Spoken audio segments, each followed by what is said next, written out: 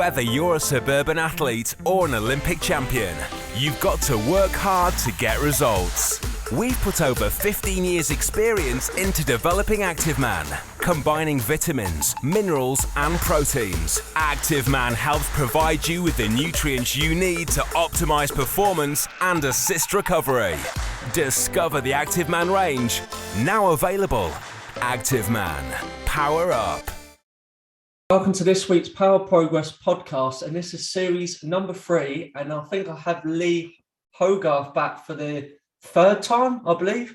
Yes, I think I've been on every series, yes. Yeah, well, you was on twice last series. Oh, was I on twice? Yeah. Oh, is that what it was? I was on twice on series 2, and then now I'm back to series 3. I follow you a lot on Instagram, and you actually done a post the other day which I could really relate to, but I'll let you explain. What was that post particularly? Because we actually spoke about it before we went live.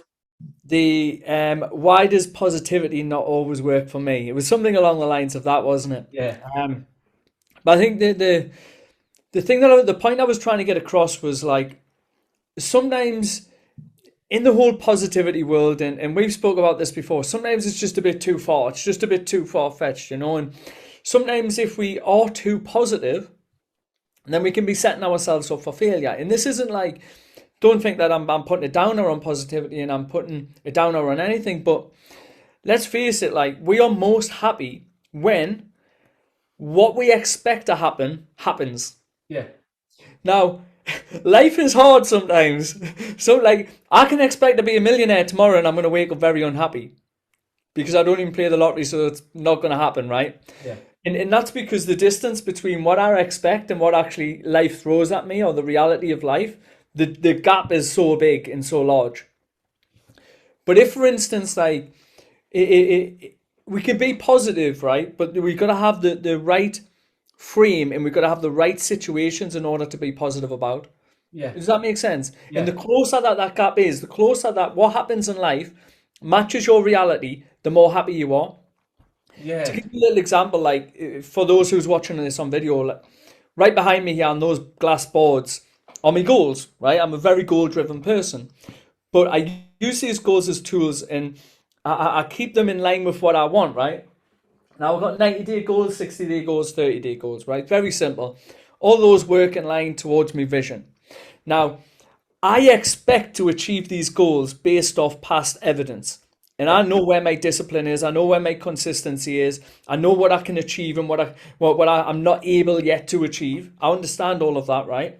I'm not going into the whole total and utterly positive vibes of, yes, I can get 1,000 clients in 10 days. I'm not stupid and naive like that. I understand what I can achieve. And I understand that if I push myself a little bit further, there's a great chance that I'm going to grow in that gap, but I'm also going to achieve what I achieve. If I don't, then my expectation and my reality still aren't going to be that far apart. So I'm going to be happy either way. If I hit those goals, amazing. If I don't, I don't. I'm still happy. And that's the key to life. Like, I work with a lot of people, and most of them have already actually done goals and worked to goal settings in some sort of way. And they're like, oh, you've got to stretch yourself, don't you, Lee? You've got to stretch. And I'm like, yeah, you've got to stretch yourself, but you don't want to rip yourself in half. Yeah. Do you know what I mean? You've got to stretch. It's just got to be just that next step. If you can do one next step further than you've done last month, then that's progress, and you're still going to be happy. Going too far and going to the extremes leads to nothing but unhappiness because the gap's too big. Yeah. And if I'm to say, if I know last month, say for instance, I had 10 people sign up from a challenge, and I say this month, I'm going to get 40 people. That's unrealistic. But if I was to say 12 people, then I can make that happen, you know. I haven't made it happen yet, but it's a little bit of a stretch in order for me to grow, in order to make it happen again. You know? And it's the same with weight loss, right? Like Nathan, you know this better than anybody. People are like, oh, I've never lost any weight, but I'm going to lose 11 pounds for the next 6 weeks. And I'm going to be a size 0. It's not going to happen. But if you stretch yourself, how much weight did you lose last week? 1 pound. Do you think if we made some changes, you'd be able to lose 2 pounds? Yeah. And would you be happy with the progress in between? Yeah. And then they'll do it and they'll achieve it and they'll have a happy journey. There's that old saying, there's no happy ending to an unhappy journey. Most people are wanting to be happy. The second goals, like these goals, are not to make me happy. Don't get that confused. They're to help me make progress in life, and that's it. I'm happy already. I'm already there.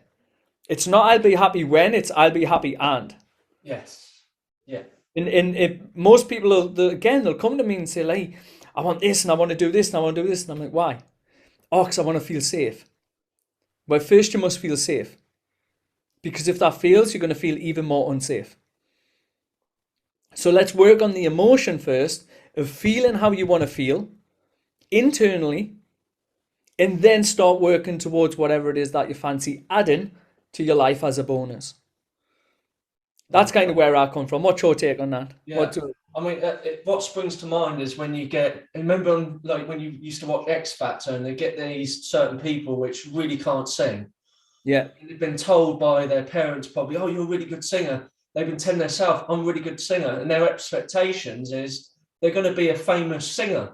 Yeah, and they're going to win. It's not realistic because they can't even sing in the first place for a start, but they've been told this whole different story. So I think sometimes you can get told in an angle that reach high up with your goal, reach to over amount, then you might get a little bit to here and you might be happy. But in a way, what you're saying, you're better off setting a goal smaller because therefore your expectations, the gap is so small there, you're going to be happy even if you don't quite get there. And plus on top of that, the key is make sure you're happy with what you are right now, isn't it? Yeah. And let's face it, right? Like most of the people who say these things like outstretch yourself, you got to set big goals, big dreams, big desires, all this.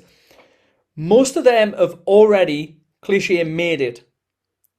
That language comes from millionaires. That language comes from public speakers who are traveling the world getting millions of pounds per speech. Yeah. They're coming from people who've smashed probably one area of their life, business. Yeah. Right? That's where that comes from. Mate, I'm not that. And I'm not going to pretend to be that. Because if I do, I'll just set myself up to fail. You know? Now, they would have always started where we've started. Like, you're not just born an absolutely mega successful millionaire, right? It takes steps. Now, what they forget is they started at the same place as us. They started small. They stretched themselves this much. They realized they could achieve it. They built the confidence in order to achieve it. So that confidence, that momentum, those wins, those achievements led them into the next goal. They might have set it a little bit higher. They achieved it, and then to figure out where it is or what it is that they can achieve. Kind of like what the space is or how much they can push themselves. They've got the heritage as well, haven't they, from what they've already done. Yeah, that's what I mean. So over the time that they've been working on these things, like they've grown so much in confidence. They've grown so much within business. They're not just by themselves. They have teams of people. Yeah. So now the gap isn't just we're going to go from 1 to 2. It's we're going to go to 1 to 10 because they now have 10 people moving it one step at a time. Yes, exactly. They've built a whole team and the infrastructure there. So obviously the gap's going to be bigger. Yeah, exactly. And you can't expect that from one person. And it might sound that I'm coming across as like, oh, don't stretch yourself, don't do this, but I'm not saying that. I take myself to be very successful in all areas of my life. I work to achieve every single month, every single week I work to achieve. That's something that I love. I love the journey of progress. I love the journey of becoming more wise. I love the journey of growth. But growing at my pace, growing at a pace that isn't detrimental to any other area of my life. And that's another thing that I'll say is they'll go, okay, I'm gonna mega stretch myself. And we just keep business as an example. I'm gonna mega stretch myself in business. And they mega stretch themselves in business to the detriment, maybe they might hit that goal, but to the detriment of everywhere else. Yes. And all they're focused on is, what is it going to get me? What is it going to get me? They don't realize that, one, what is it going to cost you until it's too late? And that's why there's so many unhappy millionaires and so many unhappy, successful, quote unquote, successful people. Yeah. And it's because they've been so focused and so driven and And again, another great characteristic and quality, being so focused, so driven, so disciplined on one area of their life that they're totally forgetting about the rest. Yeah. They've been totally blinkered about everything else falling apart around them. Yeah, and the reality is that journey, what's got them there, the work and energy and focus is unrealistic without compromising the other areas of your life. Yeah. So move a bit slower, enjoy, like we spoke briefly about this before we come on, like just enjoy where you're at, you know. I have a new affirmation. I think you like affirmations. You're an affirmation kind of guy. I go in and out of them, right? And I'm working with a money coach right now. And we were talking about this as well. I was like, my mentality was, if I need some more money, I'm going to go and create more money. I'm going to go and get new clients. I'm going to go do this. I'm going to run a new challenge. I'm going to do X, Y, Z. But again, that costs time and money and time and energy, right? Yeah. And that takes away time and energy from other areas of my life. And I thought to myself, like, there's got to be another way without me sacrificing more time, more energy. Obviously, you can outsource and go down all of that path and stuff like that. But let's just keep it simple. And I thought, well, why not just save more money? I'm making a good amount of money right now. Why don't I just save a lot of money instead of spend it on crap? Because I do know that I spend it on crap. So I've hired a money coach and I'm working with a money coach. And mate, the money that I've saved is astronomical. I could have ran 2 challenges and not made the money that I'm saving right now. Yeah. And he told me this affirmation and I love it and I use it every day. And it's, today is a wonderful day filled with opportunity. I have exactly what I need. No, today is a wonderful day filled with opportunity. I am exactly where I need to be and all I need is within me now. And me, I hammer that into my head. I say it, I write it down inside of my journal every day. I hammer it as I'm going around. And now I just look for opportunities and just understanding that, yeah, I'm looking for more opportunities, but understanding that I do actually have everything that I need right now. Yeah. Is a beautiful place to be.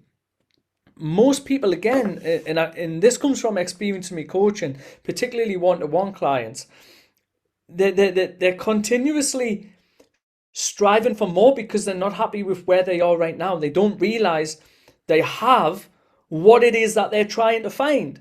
Yeah. They already have it. Like, even with the people I work with anxiety and that, they're like, I just want to feel calm. And I'm like, it's in you. Your calmness is there. You're just not accessing it. You know? Same for me. The wealth was there. I was just pissing money up the wall. Yeah. You know? Like, we live in the most abundant times ever. Mentally, physically, emotionally, in terms of technology, in terms of everything. We're more emotionally intelligent, but sometimes we just don't access that intelligence. Yeah. You know? Like, if you're feeling anxious, you're already a calm person. We just need to get that out of you. Everything that we have is inside of us now. Yeah. It just needs unlocked. And as a coach, and you're a coach as well, our job is to unlock that, is to let you see things how we see them. Yeah. Put a mirror in front of you. And the support. At the event which I helped you with, actually. Yeah. It's just unlocking and creating so you can see it. Once you can see it, you can almost, you be it, right? Seeing is believing, everybody thinks. But you know, once you see things a different way, you start to be a different person. You start to experience things all different ways. And it just leads off from there. But everybody gets caught up in this trying to find things, and you're missing everything about it. You're missing the whole point of life. You know, I think was it Phil put the post out, I think it was, I think it was Phil anyway. It was a post about like the world just continues going. It doesn't care about your problems. It doesn't care about anything, right? It just spins round, it spins round, it spins round. Our goal in life really should be just to enjoy it. Enjoy the experience. We don't know whether there's another life or whether there's been a past life or not, for sure, you know? Yeah. So why not just bloody enjoy every single second of now, right now, this moment in time, and do that over and over again, and that'll lead to you enjoying life, right? Definitely. If you wasn't in scarcity mode, and you're looking for things, and how can I fix this problem about me? How can I make this better about me? How can I get that much money because I don't have that much money now? You're just creating feelings of fear, of stress, of lack, you're draining your own energy Yeah. by chasing something that you think is going to give you energy. But if you stop doing it, you would have energy in the first place. I'm sure there's a parable or a fable. I get them mixed up anyway. But there's a story, and it's something along the lines of this. Don't quote me on it, okay? Coming off the top of my head, right? There's a fisherman, and he's in the Caribbean, and he's pulling his boat down to the sea. He's got his rods in there. He goes out to sea, and he loves fishing. Absolutely loves it. He loves the peace. He loves the quiet. He loves the nature. He loves everything about it. And he goes fishing. He's a brilliant fisherman. He comes back with loads of fish. Comes back onto shore, and this guy sees it. He's like, wow, you got a lot of fish there. He's like, yeah. He's like, you should make a business out of this. He's like, why? When I got this fish, I've enjoyed my fishing trip. It feeds me family for the week. Why do I need to make a business out of it? I don't need money. I don't need anything. I've got my fish. I've got my family. No, because if you go fishing, you can get this much, and then we can sell it for this much, and then we can get another boat, and then we can get more money, and we can get more this. And the story goes on, and he talks about scaling a business as you would, right? And then he says, and then at the end, you'll be able to sit on the beach with your family, not worry about food, not worry about money, not worry about time. And he's like, but I'm already there. I don't need a business, and I don't need to grow, and I don't need to sell all these fish, because right now I can lie on the beach when I want. I can spend time with my family when I want. I can go fishing when I want. I've got all the food that I need when I need it. But in most people in life fall into that trap as well. They don't realize you actually have it now. You don't need a big successful business to give you what you think it's going to achieve. You already have it. Yeah. They almost get driven by the status and success. Yeah. As opposed to what's really important, I guess. Yeah, you got to remember, like, it's remembering your mission and understanding why are you actually doing it. Yeah. Like, why am I actually going there? You know, like, I work a lot on vision with most of my members, and we all have a vision, and something where people get wrong and the lines get blurred is people will create a vision, and they'll create it once, and they'll just get so focused and driven on creating that vision and that end outcome that, again, they forget everything else around it, but also they forget to check in with the vision. And a lot of the time, our vision changes. And so many people, they'll say, I don't want to waste time. I'm grinding to create this dream life. And it's like, sometimes that dream life changes, but you're so grinding towards it that you forget all about it. Yeah. It was like, for me, when I was 18, I thought, by the age of 24, I'm going to have an Audi, I'm going to have me a 3-bedroom house, and I'm going to be starting a family. Right? Everything was driven towards that. And then when I was about 22, I was like, I don't want my own house. I'm happy at home. It's actually really nice. I don't want any kids because I don't need them just now. I've got plenty of time. Everything changed, you know. But I spent a couple of years still grinding towards the vision that I didn't actually even want anymore. So it's very important to check in with your vision and make sure it's actually still something that you want. Because now it's become a habit, isn't it? And just a goal what you want to achieve just for the sake of achieving it. Just for the sake of it. You're not happy. Like, and most people do it for other people. No one else frigging cares. No one gives a shit. If anything, they don't even want you to get there. Yeah. You know, you're grinding towards something for somebody else when they don't even want you to get there anyway. Yeah. And you don't even want to get there anyway. And you don't even want to do that anyway. You know? Sometimes we need to just get still and, like, ask the question, like, what the fuck do I want? Yeah. Really want? Like, what do I really, really, really want? Like Spice Girls.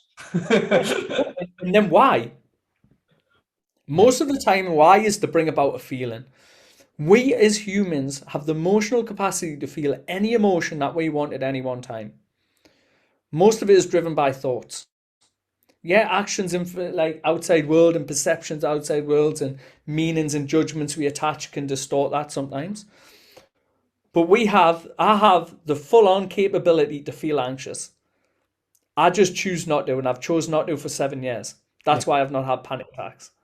I have the full-on capacity to feel extremely angry in a state of rage. I just choose not to.